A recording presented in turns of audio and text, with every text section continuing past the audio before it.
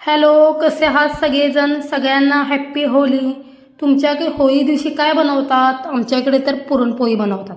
तुमच्याकडे कशी पिठावरची बनवतात का तेलची बनवतात? आमच्याकडे बनवतात, सासरी तर बनवतात तेलावरची आणि माझ्या माहेरी बनवतात पिठीवरची. मी तर इकडे आल्यापासून पिठीवरची बनवत होते, मला काय जमतच नव्हते. मी बघा पहिल्यांदा इथे आता आज तेलावरची पुरणपोळी बनवायला घेतली होती आणि पहिल्यांदा इकडे बघा मस्तपैकी गरम पाणी होऊन दिलं आणि मस्तपैकी इकडे डाळ शिजण्यासाठी टाकली आणि त्यासाठी मला आमटी बनवायची होती. इकडे आमटीसाठी मसाला पण करून घेतला आणि मस्तपैकी आज झणझणीत आमटी बनवून घेतली.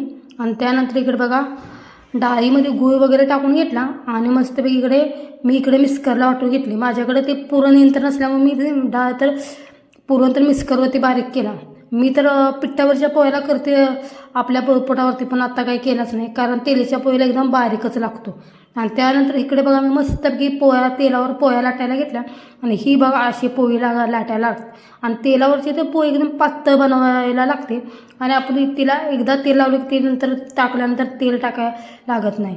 आणि हे बघा मी तर पोळी बनवताना मला पहिल्यांदा चटका बसलाच, कारण चटका बसल्याशिवाय कोणती गोष्ट होतच नाही.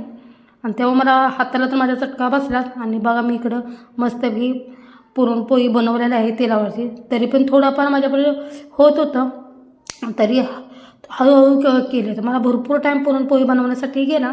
आणि त्यानंतर इकडे माझ्या पुरणपोळी पण बनवून झाल्या होत्या आणि इकडे मी लगेच भांड्यावरायला घेतली. भांड्यावरून घेतल्यानंतर मला मुलाने तर सकाळपासून त्याला मस्तपैकी चहा मी बनवला माझा उपवास असल्यामुळे.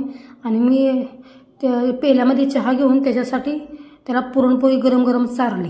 आजचा ब्लॉग इथेच एंड करते. बाय.